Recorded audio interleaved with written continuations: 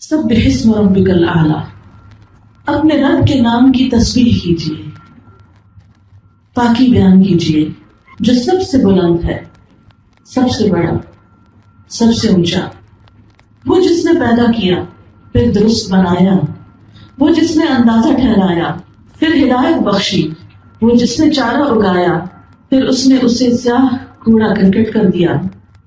سبح اسم ربک الاعلی، اپنے رب اعلیٰ کے نام کی تسبیح کیجیے۔ یہ سورۃ الاعلیٰ کی پہلی آیت ہے، اور سورۃ الاعلیٰ وہ سورت ہے جو نبی صلی اللہ علیہ وسلم اپنے بڑے اجتماعات میں جب نماز پڑھاتے تو اس وقت یہ سورت پڑھا کرتے تھے۔ نعمان بن بشیر کہتے ہیں کہ رسول اللہ صلی اللہ علیہ وسلم عیدین اور جمعہ میں سبح اسم ربک الاعلی اور هل اتاک حدیث الغاشیہ پڑھا کرتے تھے، اور کہتے ہیں کہ جب عید اور جمعہ ایک دن جمع ہو جاتے تو ان دونوں صورتوں کو ہی نمازوں میں پڑھتے، یعنی انہی کو ریپیٹ کرتے تھے، یعنی زیادہ لوگوں کے اندر اپنے رب کی تسبیح بیان کرتے۔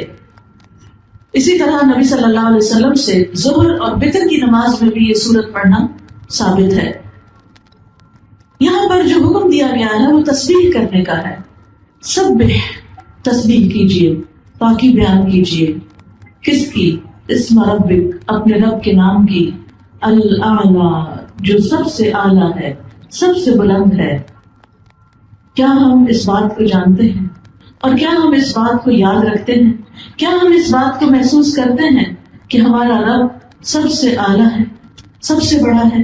کیا ہم اپنی عملی زندگی کے اندر اس بات کو سوچ کر لرز جاتے ہیں؟ کیا جب اس کا کوئی حکم ہمارے سامنے آتا ہے، نماز کا وقت آتا ہے، کوئی اور نیکی کے کام کا موقع ہمیں ملتا ہے، تو کیا ہم یہ سوچ کر کرتے ہیں کہ یہ حکم میرے رب اعلیٰ کا ہے؟ حقیقت یہ ہے کہ اللہ سبحانہ و تعالی اپنی ذات کے اعتبار سے بھی بلند ہے۔ قرآن مجید میں آتا ہے فَتَعَالَى اللَّهُ الْمَلِكُ الْحَقُّ، پس بہت بلند ہے اللہ جو سچا بادشاہ ہے، لا الہ الا ہو، اس کے سوا کوئی معبود نہیں، هو رب العرش الکریم، وہ عزت والے عرش کا رب ہے۔ اللہ سبحانہ و تعالیٰ اپنی ذات کے اعتبار سے بھی بہت بلند اور اونچا ہے، وہ عرش پر مستوی ہے۔ یہ جو ہم کہتے ہیں نا کہ اللہ تعالیٰ میرے دل کے اندر ہے، اس کی یاد تو ہمارے دل کے اندر ہے، لیکن اللہ کی ذات کہاں پر ہے؟ عرش پر۔ اور عرش کہاں ہے؟ عرش تمام مخلوقات کی چھت ہے، ساری کی ساری اللہ کی کریشن اس عرش کے نیچے آتی ہے، اور عرش پانی پر ہے، اور پانی سارے آسمانوں کے اوپر ہے، اور اللہ تعالیٰ عرش پر بلند ہے۔ ساتوں آسمان ہم سب جانتے ہیں کہ جیسے یہ ہمارا آسمان ہے یہاں جس کو ہم دیکھتے ہیں، اس کے بعد ایک اور آسمان ہے، پھر ایک اور آسمان ہے، پھر ایک اور آسمان ہے، پھر ایک اور آسمان ہے، پھر ایک اور آسمان ہے، پھر ایک اور آسمان ہے، یعنی 7 آسمان تہ بتہ ہیں۔ قرآن مجید میں آتا ہے الم تروا کیف خلق اللہ 7 سماوات طباقا، کیا تم دیکھتے نہیں کہ اللہ نے کس طرح 7 آسمانوں کو تہ بتہ پیدا کیا، ایک کے اوپر ایک۔ اور پھر آپ دیکھیے کہ آسمانوں کے بعد جنت ہے، یعنی 7 آسمانوں کے اوپر جنت ہے، اور جنت کے 100 درجے ہیں، اور ہر درجے کا درمیانی فاصلہ اتنا ہے جتنا زمین اور آسمان کے بیچ کا فاصلہ ہے۔ اس سے آپ اندازہ لگائیے کہ بلندیاں اور اونچائیاں کتنی زیادہ ہیں۔ کیا ہم میں سے کبھی کوئی آسمان کو چھو سکا؟ ہم تو خود سے بادلوں کو بھی نہیں چھو سکتے، اس کے لیے بھی وہ جہاز اوپر جاتے ہیں تو وہ اس کے اندر سے گزرتے ہیں، لیکن جہازوں کے بھی اوپر جانے کی ایک لمٹ ہے، اس سے آگے وہ نہیں جا سکتے۔ اس کے بعد یہاں سے زمین سے آسمان تک کا فاصلہ 500 سال کے برابر ہے، اور پھر 7 آسمان اور 7 آسمانوں پہ جنت، اور جنت کے 100 درجے، اور ہر 2 درجوں کے درمیان اتنا فاصلہ جتنا کہ زمین اور آسمان کے درمیان کا فاصلہ، اور پھر فردوس اس جنت کا اعلیٰ ترین درجہ، اس سے جنت کی 4 نہریں نکلتی ہیں، اس کے اوپر پانی ہے، اور اس کے اوپر رب کا عرش ہے، اور رب عرش کے اوپر ہے۔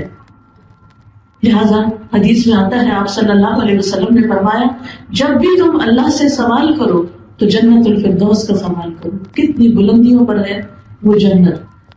اور پھر آپ دیکھیے کہ 7ویں آسمان اور عرش کے درمیان 70,000 حجاب ہیں، وَقَرَّبْنَاهُ نَجِيًّا کے بارے میں مجاہد جو مفسر ہیں وہ کہتے ہیں 7ویں آسمان اور عرش کے درمیان 70,000 پردے ہیں، اور اللہ تعالیٰ موسیٰ علیہ السلام کو قریب کرتے رہے یہاں تک کہ دونوں کے درمیان ایک پردہ رہ گیا۔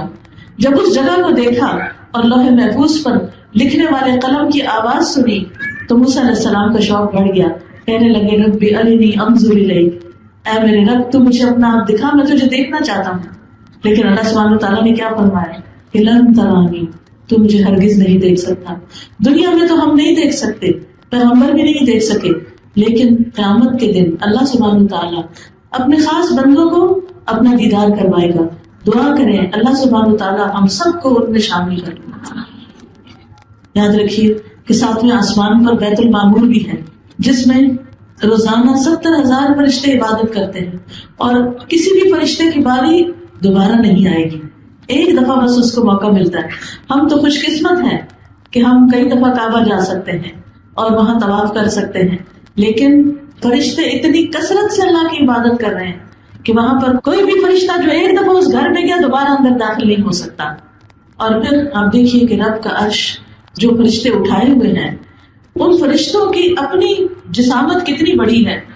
نبی صلی اللہ علیہ وسلم نے فرمایا مجھے اجازت دی گئی ہے کہ میں ان میں سے کسی فرشتے کے بارے میں بات بیان کروں، تو آپ نے فرمایا اس کی کانوں کی لو سے لے کر کندھے کے بیچ کا فاصلہ، یہ ہمارا تو یہ 2 انگلیوں کے بیچ میں آ جاتا نا، یہ کندھا اور یہ تو کندھے اور کان کی لو کے بیچ میں فرشتے کا جو فاصلہ ہے وہ 700 سال کی مسافت جتنا ہے۔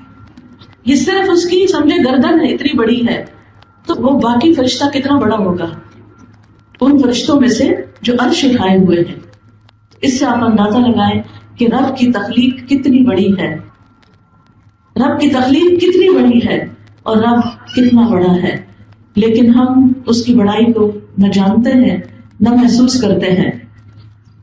اور آپ جانتے ہیں کہ جو عرش ہے اس کے سامنے کرسی ایک چھلے کی طرح ہے، اور کرسی کے سامنے 7واں آسمان اور زمین جو ہے وہ ایک چھوٹی سی مندری کی طرح ہے۔ بہرحال یاد رکھیے اللہ بہت اوپر۔ جب بچوں کو بھی بتائے نا، جب وہ پوچھتے ہیں اللہ تعالیٰ کہاں ہے تو انہیں بتایا کریں اللہ تعالیٰ اوپر، اللہ تعالیٰ عرش پر۔ آپ دیکھیں کہ ہم سب کے دل میں جب اللہ کا خیال آتا ہے تو کیا آتا ہے کہ اللہ اوپر ہے۔ یہ جو ہم کہتے ہیں نا پتے پتے اور ڈالی ڈالی میں اللہ ہے، اللہ یہاں نہیں ہے۔ اللہ سبحانہ و تعالیٰ اپنی ذات کے اعتبار سے عرش پر ہے، پھر اپنی صفات کے اعتبار سے بھی اللہ تعالیٰ بہت بلند ہے، ہر نقص اور عیب سے پاک ہے۔ قرآن مجید میں آتا ہے سبحانہ وتعالی عما یقولون علوا کبیرا، کہ اللہ صاحب عرش وہ پاک ہے ان باتوں سے بہت بلند و برتر ہے جو یہ لوگ کہتے ہیں، یعنی اللہ کے ساتھ کسی اور کو شریک ٹھہراتے ہیں، بتوں کو شریک ٹھہراتے ہیں، یا انسانوں کو اس کے برابر قرار دیتے ہیں، یا فرشتوں کو خدا کی بیٹیاں قرار دیتے ہیں۔ یہ سب لوگوں کی من گھڑت باتیں ہیں، وہ ان سب چیزوں سے بہت بلند ہے، ہر کمزوری سے پاک ہے ہمارا رب۔ اللہ لا الہ الا ہو الحی القیوم لا تأخذہ سنۃ ولا نوم، کہ اللہ اس کے سوا کوئی الہ نہیں، وہ ہمیشہ سے زندہ ہے اور کائنات کی ہر چیز کو قائم رکھنے والا ہے، نہ اس پر اونگ آتی ہے اور نہ اس کو نیند آتی ہے، یعنی اللہ تعالیٰ سوتا نہیں ہے، اور یہ اس کی قوت کی علامت ہے، اور اپنی مخلوق کی مسلسل نگہداشت کر رہا ہے۔ اللہ تعالیٰ کو کوئی تھکاوٹ لاحق نہیں ہوتی، اللہ تعالیٰ کسی کے سامنے ہارتے نہیں، عاجز نہیں، کمزور نہیں، اللہ تعالیٰ کبھی غافل نہیں ہوتے، اللہ تعالیٰ کسی پر ظلم نہیں کرتے، یعنی وہ تمام عیب اور نقص جو انسانوں کے اندر پائے جاتے ہیں یا اور مخلوقات کے اندر کمزوریاں پائی جاتی ہیں، یاد رکھیے اللہ تعالیٰ ان سب سے بہت اونچا اور بلند ہے۔ اس لیے ہمیں اسی کے نام کی پاکی بیان کرنی چاہیے، سبح اسم ربک الاعلی۔ تو جب بھی ربک الاعلی پڑھے تو دل میں خیال لائیں کہ وہ اپنے بلند عرش پر ہے، اور پھر وہ اپنی صفات کے اعتبار سے بھی بہت بلند ہے۔ یاد رکھیے یہ جو تسبیح کرنا ہے، اللہ کی پاکی بیان کرنا ہے، یہ کوئی معمولی عمل نہیں ہے، یہ تسبیح ہماری تقدیر بدل دیتی ہے۔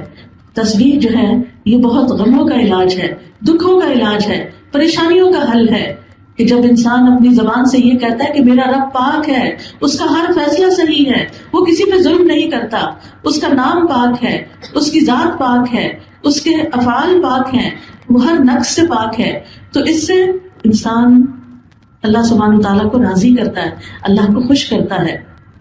کسی کا کہنا ہے میں نے قرآن میں تسبیح کو تلاش کیا تو مجھے حیرت ناک چیز کا احساس ہوا. بہت عجیب بات دیکھی میں نے کہ تسبیح سے تو تقدیر بھی بدل جاتی ہے، جیسا کہ یونس علیہ السلام کے واقعے میں ہے. اللہ تعالیٰ فرماتے ہیں فَلَوْلَا أَنَّهُ كَانَ مِنَ الْمُسَبِّحِينَ لَلَبِثَ فِي بَطْنِهِ إِلَى يَوْمِ يُبْعَثُونَ. اگر یہ بات نہ ہوتی کہ بے شک وہ تسبیح کرنے والوں میں سے تھا تو یقیناً اس کے پیٹ میں یعنی مچھلی کے پیٹ میں اس دن تک رہتا جس میں لوگ اٹھائے جائیں گے. یعنی یونس علیہ السلام کو اللہ نے تکلیف سے نجات کیوں دی؟ کیونکہ انہوں نے کیا پڑھا تھا؟ تسبیح پڑھی تھی. کون سی تسبیح؟ لا الہ الا انت سبحانک انی کنت من الظالمین. اللہ تعالیٰ فرماتے ہیں اگر وہ یہ تسبیح نہ پڑھتے تو مچھلی کے پیٹ میں ہی رہتے. اس تسبیح کی وجہ سے وہ مشکل سے نکل آئے. اور ہمارے لیے بھی کیا حکم ہے کہ فنجیناہ من الغم وکذالک ننجی المؤمنین. ہم نے یونس علیہ السلام کو غم سے نجات دی، اس تسبیح کی وجہ سے ان کا غم دور کر دیا، اور ہم مومنوں کو بھی اسی طرح نجات دیتے ہیں. لہذا جس شخص کے دل میں کوئی غم ہے، کوئی پریشانی ہے، کوئی دکھ ہے، کوئی تکلیف ہے، وہ کیا پڑھا کرے؟ پڑھیے لا الہ الا انت سبحانک انی کنت من الظالمین. اس کا مطلب کیا ہے؟ لا الہ الا انت، تیرے سوا کوئی الہ نہیں، سبحانک تو پاک ہے، تیرا کوئی قصور نہیں، تیری غلطی نہیں، تیرا کوئی فیصلہ غلط نہیں. انی کنت من الظالمین، بے شک میں ظالموں میں سے ہوں، میری غلطی ہے. تو بندہ جب رب کے سامنے اپنی غلطیوں کی معافی مانگ لیتا ہے، اپنی غلطی کا اعتراف کر لیتا ہے، جو کہ ایک مشکل کام ہوتا ہے، تو انسان رب کے قریب ہو جاتا ہے. یعنی عام طور پہ ہم سے گناہ ہوتے ہیں تو پھر جب کوئی مصیبت آتی ہے ہمارے گناہوں کی وجہ سے تو ہم کہتے ہیں کہ پتہ نہیں کس گناہ کی سزا ملی ہے، میں نے تو کبھی کوئی غلط کام کیا ہی نہیں. اپنی پاکی بیان کرنا شروع کر دیتے ہیں، اپنے آپ کو معصوم ثابت کرنے لگتے ہیں. ڈھونڈنے تو ہمیں اپنے اندر کوئی غلطیاں نظر نہیں آتی، حالانکہ ہر انسان کی غلطیاں دوسرے کو اچھی طرح نظر آ رہی ہوتی لیکن ہمیں خود نظر نہیں آ رہی ہوتی. تو اس لیے بہت ضروری ہے کہ ہم اللہ کی تسبیح کرنے والوں میں شامل ہو جائیں. اللہ کے نیک بندے جو تھے وہ تسبیح کیا کرتے تھے. داؤد علیہ السلام کے ساتھ پہاڑ بھی تسبیح کرتے، پرندے بھی تسبیح کرتے تھے. تسبیح ہی وہ ذکر ہے کہ جس کو داؤد علیہ السلام جب کرتے تو باقی مخلوق بھی ساتھ کرتی. وَسَخَّرْنَا مَعَ دَاوُودَ الْجِبَالَ يُسَبِّحْنَ وَالطَّيْرَ. ہم نے داؤد علیہ السلام کے ساتھ پہاڑوں کو مسخر کر دیا جو تسبیح کرتے تھے. یاد رکھیے اللہ کی ساری مخلوق تسبیح کرتی ہے. قرآن مجید میں آتا ہے أَلَمْ تَرَ أَنَّ اللَّهَ يُسَبِّحُ لَهُ مَنْ فِي السَّمَاوَاتِ وَالْأَرْضِ. کیا تم دیکھتے نہیں کہ اللہ کے لیے تسبیح کر رہے ہیں وہ سب جو آسمانوں میں ہے اور جو زمین کے اندر، سب تسبیح کر رہے ہیں. سمندر میں مچھلیاں بھی تسبیح کرتی ہیں اللہ کی، زمین میں چونٹیاں اپنے بلوں میں اللہ کی تسبیح کرتی ہیں، اللہ کی پاکی بیان کرتی ہیں. باقی بھی پرند شرند حیوانات سارے اپنے رب کی پاکی بیان کرتے ہیں، اپنے رب کی تسبیح کرتے ہیں. موسیٰ علیہ السلام، زکریا علیہ السلام، یہ سب اپنے رب کی تسبیح کرتے تھے.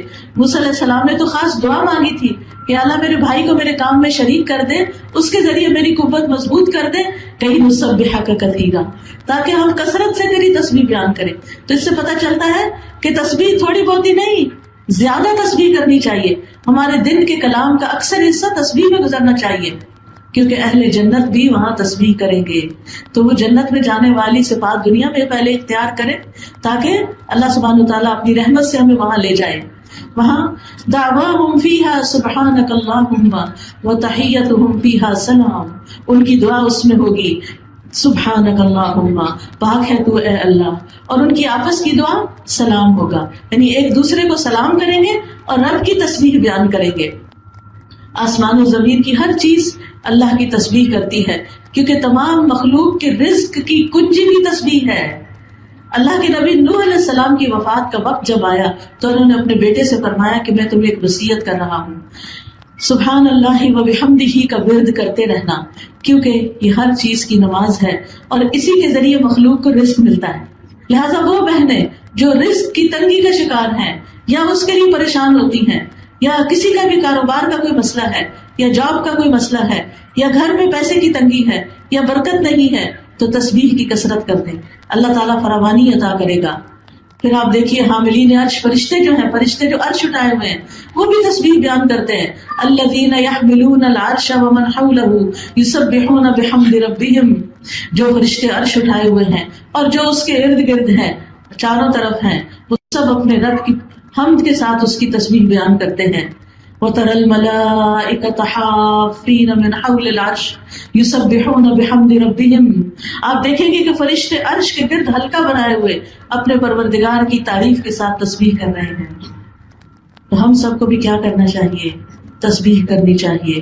نبی صلی اللہ علیہ وسلم کثرت کے ساتھ سبحان اللہ و بحمدہ استغفر اللہ و اتوب الیہ پڑھا کرتے تھے. اور بہترین کلام وہ ہے کہ جس میں اللہ کی تسبیح بیان کی جائے. بے شک اللہ کو سب سے محبوب کلام یہ ہے کہ بندہ کہے سبحانک اللہم و بحمدک و تبارک اسمک و تعالی جدک و لا الہ غیرک.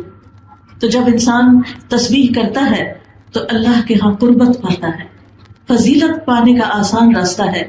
رسول اللہ صلی اللہ علیہ وسلم نے فرمایا تم لوگ اللہ کی عظمت کا جو ذکر کرتے ہو، یعنی تسبیح، تحلیل اور تحمید، وہ عرش کے ارد گرد چکر لگاتے ہیں. اور ان کلمات کی بنبناہٹ ہوتی ہے جیسے شہد کی مکھیوں کی بنبناہٹ. یعنی ہم جب تسبیح پڑھتے ہیں تو یہ کہاں پہنچ جاتی ہے؟ عرش کے پاس پہنچ جاتی ہے. اور وہاں یہ کلمات اپنے ذکر کرنے والے کی اللہ کے ہاں یاد دلاتے ہیں.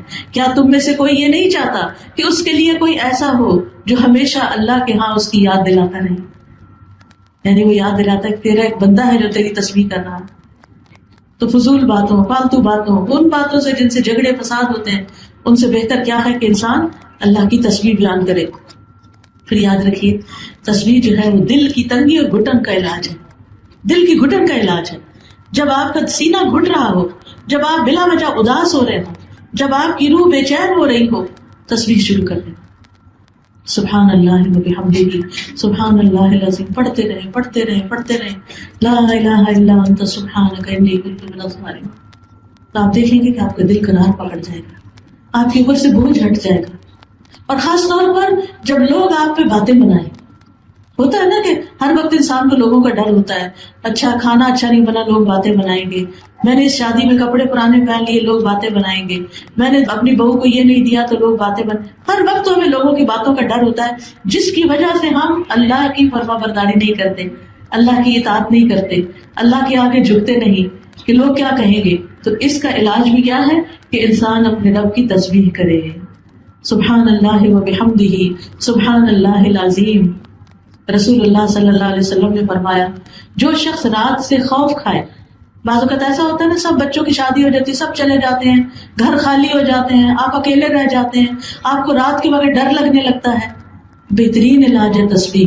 نبی صلی اللہ علیہ وسلم نے فرمایا جو رات سے خوف کھائے کہ وہ اسے پریشان کرے گی، یا مال خرچ کرنے سے بخل کرے، یعنی اس کو صدقہ کرنے کو دل نہیں چاہتا، یا دشمن سے مقابلہ کرنے سے ڈرے، تو اس کو اس قول کی کثرت کر دینی چاہیے سبحان اللہ و بحمدہ.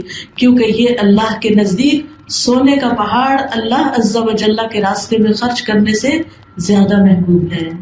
یعنی اگر آپ کے پاس سونے کا پہاڑ ہو اور وہ آپ صدقہ کر دیں تو اس سے بہتر، اس سے زیادہ اجر آپ کما سکتے ہیں تسبیح کی کثرت کر کے. کیونکہ جس کے پاس ہے وہ تو خرچ کرے گا، وہ تو صدقہ کرے گا اور اجر کمائے گا. لیکن بعض اوقات انسان کہتا ہے یہ میرے بچے کی فیس ہے، ابھی فلاں کی شادی ہے، ابھی حج پہ جانا ہے، ابھی یہ کام ہے، وہ کام ہے. تو انسان گھر بنانا ہے، بچت کرتا رہتا ہے، صدقہ نہیں ہو پاتا اس طرح جتنا دل چاہتا ہے. تو پھر کیا کریں؟ اس کا ازالہ کرنے کے لیے تسبیح شروع کر دیں. انشاءاللہ وہ کمی کوتاہی نہیں آئے گی، یعنی آپ کے اعمال نامے میں کمی نہیں ہوگی، کیونکہ تسبیح کرنا صدقہ ہے. نبی صلی اللہ علیہ وسلم نے فرمایا تم میں سے جو آدمی صبح کرتا ہے اس کے ہر جوڑ پر صدقہ لازم ہو جاتا ہے. ہر صبح سویرے جب نیا سورج نکلتا ہے تو کیا ہوتا ہے؟ صدقہ کیا ہوتا ہے؟ صدقہ لازم ہو جاتا ہے. غور سے سنیے، صدقہ ہمارے اوپر روزانہ لازم ہوتا ہے. یہ نہیں کہ ہم کہیں وہ رمضان میں صدقہ دیا تھا، وہ جب حج پہ گئے تھے تو ہم نے فلاں حاجیوں کو پانی پلا دیا تھا، صدقہ کر دیا تھا، یا وہ فلاں مشکل کے وقت ہم نے کوئی کالا بکرا ذبح کر دیا تھا. نہیں، یہ نہیں کافی. کیا کرنا ضروری ہے؟ ہر روز صدقہ کرنا ضروری ہے. لیکن بعض اوقات ہر روز ہمارے پاس دینے کے لیے کچھ ہوتا نہیں یا کوئی لینے والا ہوتا نہیں، تو پھر کیا کریں؟ نبی صلی اللہ علیہ وسلم نے فرمایا ہر مرتبہ سبحان اللہ کہنا صدقہ ہے.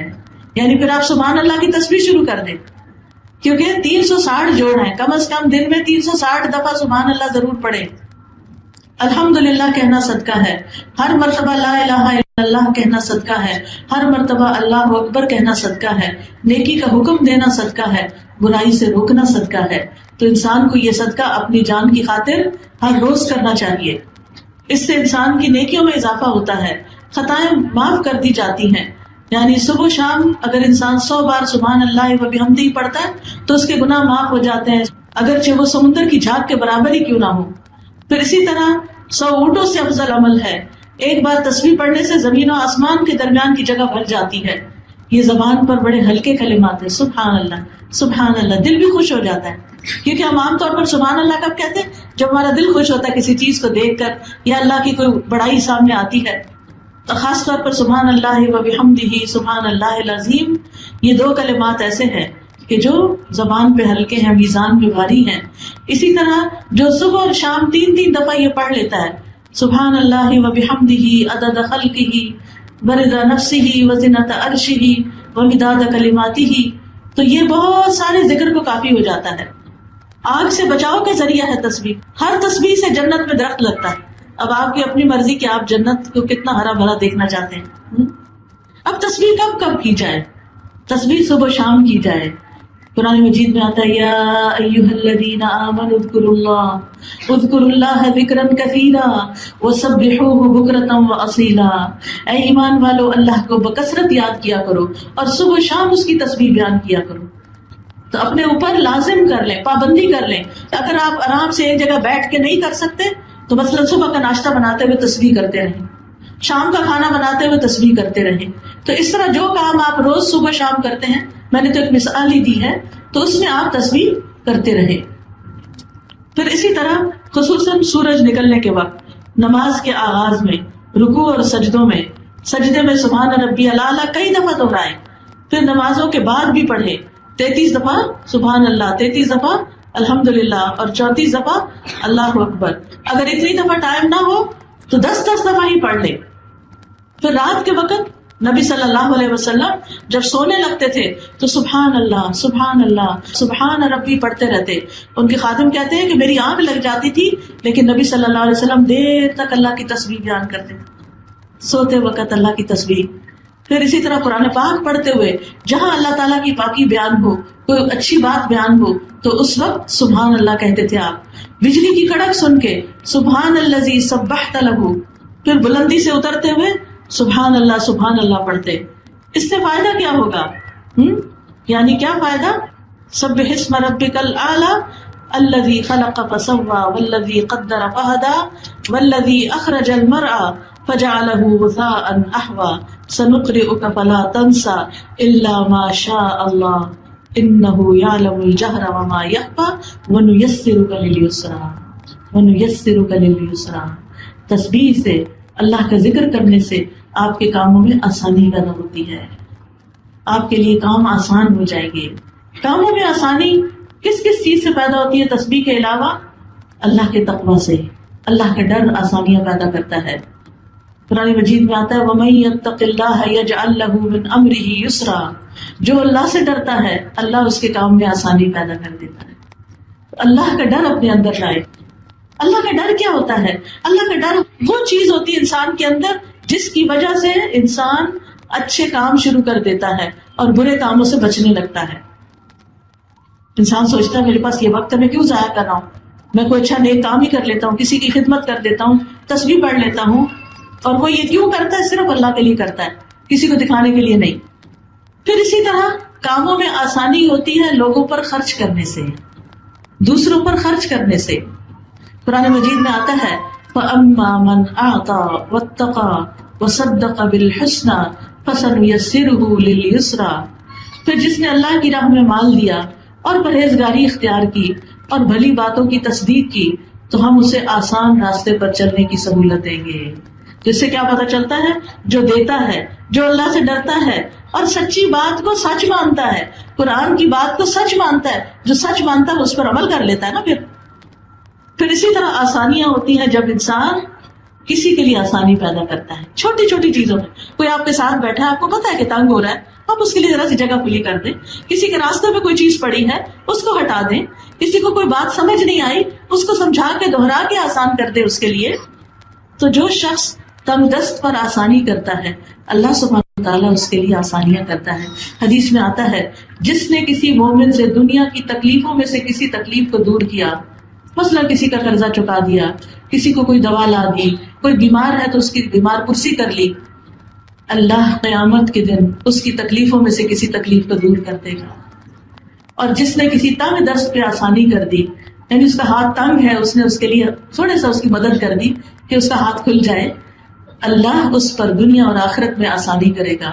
جس نے کسی مسلمان کی پردہ پوشی کی، اس کا عیب چھپا لیا، اللہ اس کی دنیا اور آخرت میں پردہ پوشی کرے گا. اور اللہ تعالیٰ تب تک اس بندے کی مدد میں ہوتے ہیں جب تک وہ بندہ اپنے بھائی کی مدد میں لگا رہتا ہے. آپ دوسروں کے کام بناتے رہیں، اللہ آپ کے کام بنائے گا. آپ دوسروں کی مدد کریں، دوسروں کے لیے آسانیاں پیدا کریں، اللہ آپ کے لیے آسانیاں پیدا کریں. چیزوں کو مشکل نہ بنایا کریں، چیزوں کو آسان کیا کریں تاکہ لوگوں کی زندگی آسان ہو اور وہ تمہیں دعائیں دیں. پھر دعا بھی کرنی چاہیے، رب اشرح لی صدری ویسر لی امری، اللہ میرے کاموں میں آسانی پیدا کر، رب اشرح لی صدری.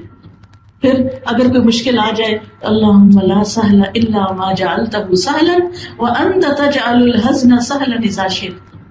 کوئی بیمار ہے گھر میں، ابھی میں آ رہی تھی، ایک بچی نے بتایا کہ اس کی والدہ کے ایکسیڈنٹ ہو گیا، وہ کوما میں چلی گئی ہیں. اللہ ان کے لیے آسانی کرے اور ان کو صحت عطا کرے.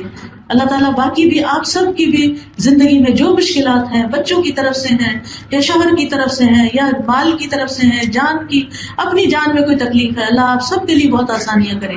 لیکن اللہ سے آسانیاں مانگا کریں اور لوگوں کو آسانیاں دیا کریں.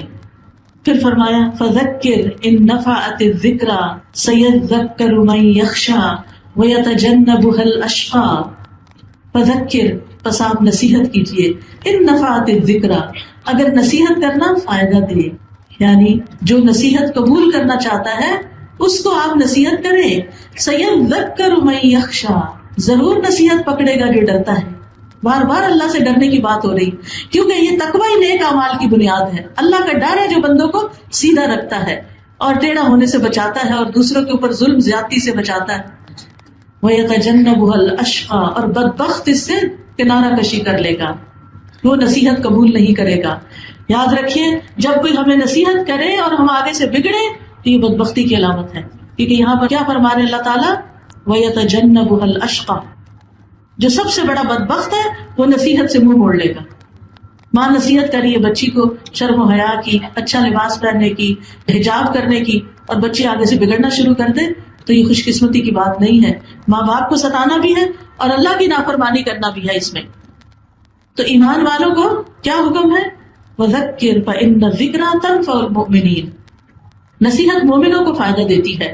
اور حدیث میں آتا ہے مومن کو اس حال میں پیدا کیا گیا ہے کہ وہ آزمائش میں مبتلا ہونے والا، توبہ کرنے والا اور بھولنے والا ہوتا ہے.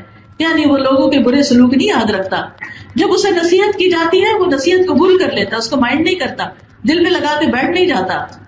اور نصیحت کرنے کے لیے سب سے بہترین چیز قرآن ہے. فرمایا فذکر بالقرآن من یخاف وعید، سو اس قرآن کے ساتھ اس شخص کو نصیحت کرو جو میرے عذاب کے وعدے سے ڈرتا ہے. لیکن نصیحت کس کو فائدہ نہیں دیتی؟ غافل دلوں کو فائدہ نہیں دیتی، منہ موڑ جانے والوں کو، انکار کرنے والوں کو فائدہ نہیں دیتی.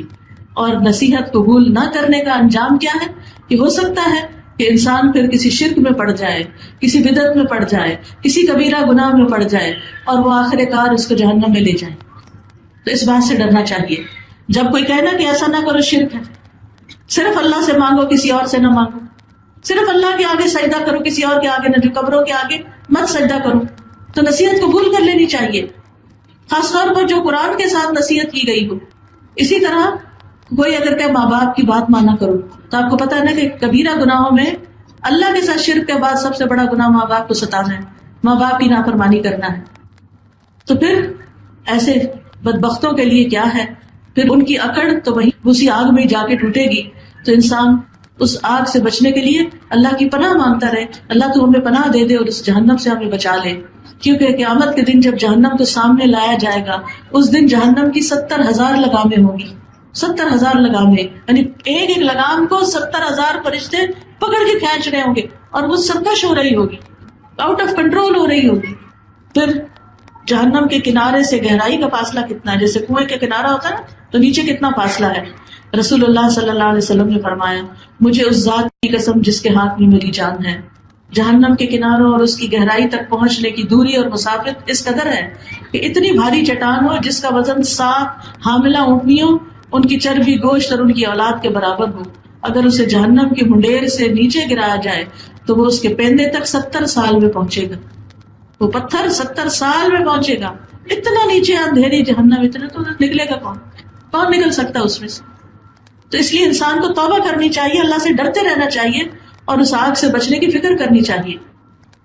قیامت کے دن سورج اور چاند دونوں دوزخ میں لپٹے ہوئے ہوں گے تاکہ اس کی گرمی کو اور بھڑکایا جا سکے. پھر ایک ایک شرارہ جو ہے وہ ایک ایک محل کی طرح ہوگا، شرارہ صرف اس کا ایندھن انسان اور پتھر ہوں گے. ایک جہنمی کا سانس 1,00,000 لوگوں سے زیادہ کو جلا سکتا ہے، اتنی سخت ہے اس کی گرمی. نبی صلی اللہ علیہ وسلم نے فرمایا اگر اس مسجد میں 1,00,000 یا زیادہ لوگ بیٹھے ہوں اور ان میں ایک جہنمی آدمی ہو اور وہ سانس لے لے اور اس کی سانس سب کو پہنچے تو اس کے اثر سے مسجد سمیت سارے لوگ جل جائیں. پھر یہ کہ جہنم کے سائبان چاروں طرف ہوگا، جیسے مارکی دیکھنے چاروں طرف، جہنم میں بھی چاروں طرف اس کے دیواریں ہوں گی اور اوپر بھی اور نیچے بھی، بچھونا بھی جہنم، اوڑھنا بھی جہنم.